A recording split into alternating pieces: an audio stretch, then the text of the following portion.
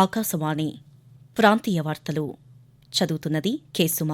ముఖ్యాంశాలు: అకాల వర్షాల వల్ల పంట నష్టపోయిన రైతులను అన్ని విధాలా ఆదుకుంటామని ఆంధ్రప్రదేశ్ ముఖ్యమంత్రి నారా చంద్రబాబు నాయుడు తెలిపారు.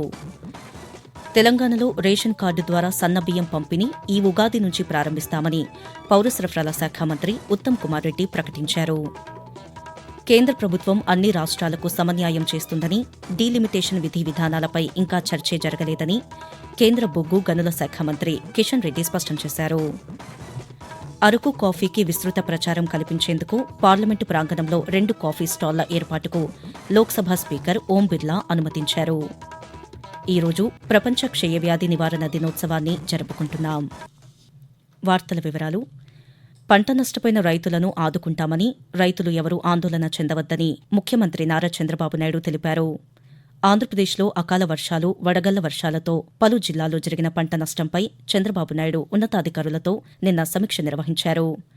వడగళ్ల వాన కారణంగా కడప, అనంతపురం, సత్యసాయి, ప్రకాశం జిల్లాల్లోని 10 మండలాల్లో 40 గ్రామాల్లో పంట నష్టం జరిగిందని అధికారులు ఈ సందర్భంగా ముఖ్యమంత్రికి వివరించారు. పంట నష్టపోయిన రైతులకు ప్రభుత్వ పరంగా సాయం అందించాలని అధికారులను చంద్రబాబు ఆదేశించారు.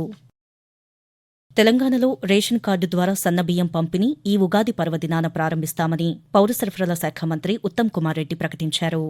ముఖ్యమంత్రి రేవంత్ రెడ్డి హుజూర్ నగర్లో శ్రీకారం చుడతారని తెలిపారు. ఏప్రిల్ నుంచి రేషన్ కార్డు లబ్దిదారులు ఒక్కొక్కరికి 6 కేజీలు సన్నబియ్యం అందిస్తామన్నారు.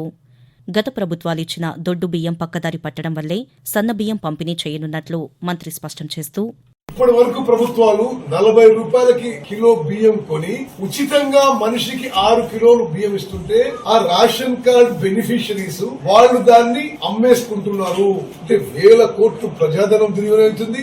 నిరుపేదలకి సరి అయిన ఫుడ్ లభించడం లేదు. మన ప్రస్తుత రాష్ట్ర ప్రభుత్వం ముఖ్యమంత్రి రేవంత్ రెడ్డి గారి ఆధ్వర్యంలో రేషన్ లో సన్న బియ్యం ఇచ్చే కార్యక్రమం మొదలు పెడుతున్నాము. ముఖ్యమంత్రి గారిని ఈ స్కీము హుజూర్ నగర్ పట్టణం నుంచి ప్రారంభించడానికి ఆహ్వానించడం జరిగింది. కేంద్ర ప్రభుత్వం అన్ని రాష్ట్రాలకు సమన్యాయం చేస్తుందని, డీలిమిటేషన్ విధి విధానాలపై ఇంకా చర్చే జరగలేదని కేంద్ర బొగ్గు గనుల శాఖ మంత్రి జి కిషన్ రెడ్డి స్పష్టం చేశారు. హైదరాబాద్లో నిన్న ఆయన పాతికేయులతో మాట్లాడుతూ, దక్షిణాదికి అన్యాయం జరుగుతుందని అసత్య ప్రచారం చేస్తున్నారంటూ కిషన్ రెడ్డి ఆరోపించారు. దక్షిణాది ప్రజల సంక్షేమం కోసం కేంద్రం కట్టుబడి ఉందన్న ఆయన, దక్షిణాది రాష్ట్రాలకు ఏదో జరిగిపోతోందని ప్రచారం చేయడం సరికాదంటూ హితవు పలికారు.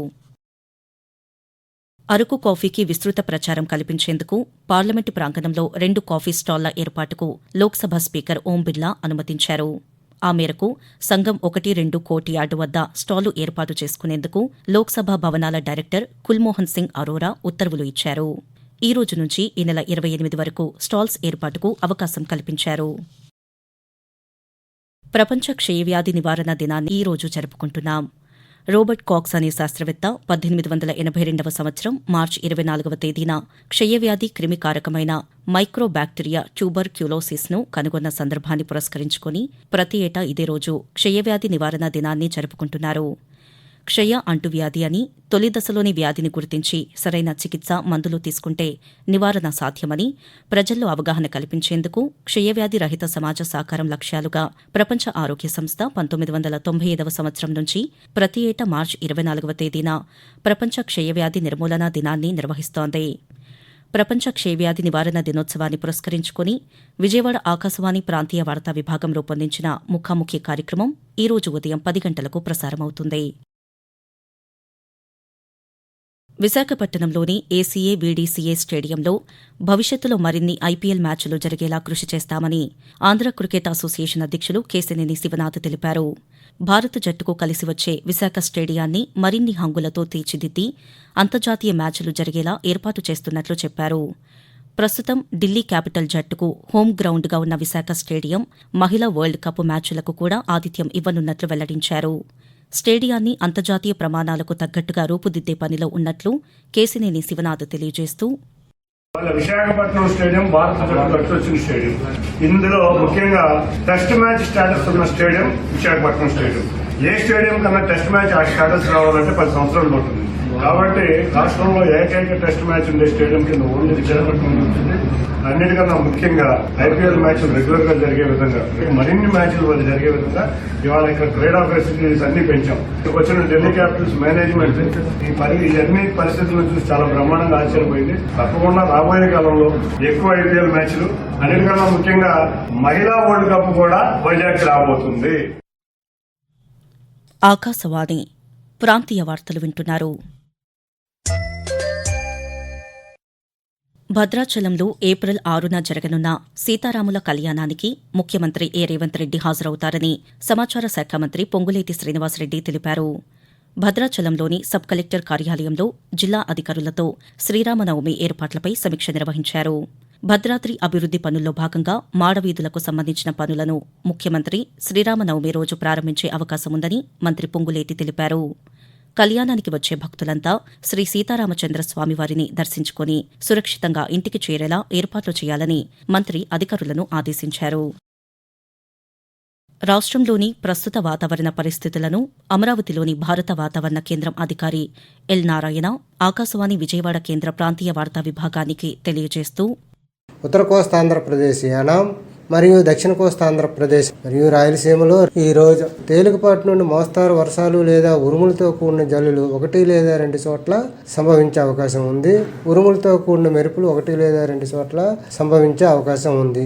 ఈదురుగాలులు గంటకి 30 నుంచి 40 కిలోమీటర్ల వేగంతో వీచే అవకాశం ఉంది.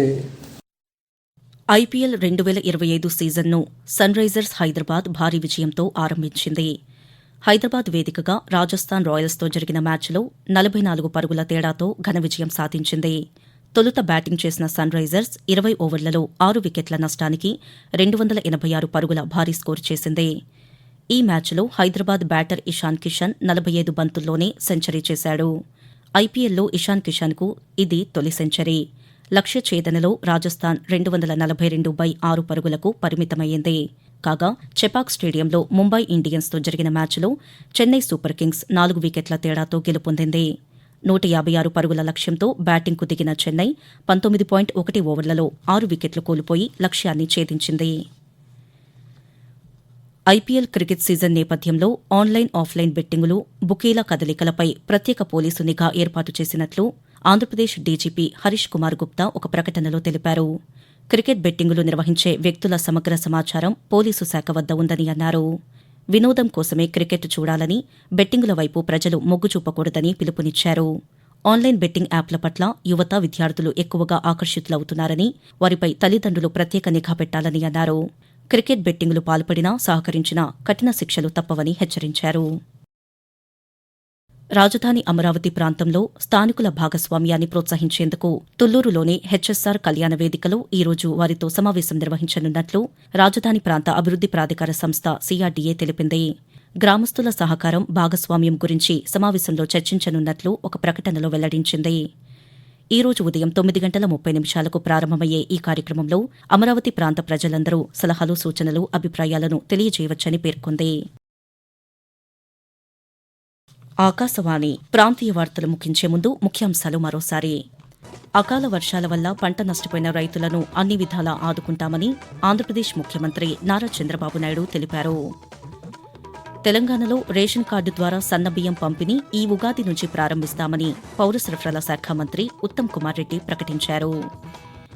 కేంద్ర ప్రభుత్వం అన్ని రాష్ట్రాలకు సమన్యాయం చేస్తుందని, డీలిమిటేషన్ విధి విధానాలపై ఇంకా చర్చే జరగలేదని కేంద్ర బొగ్గు గనుల శాఖ మంత్రి కిషన్ రెడ్డి స్పష్టం చేశారు.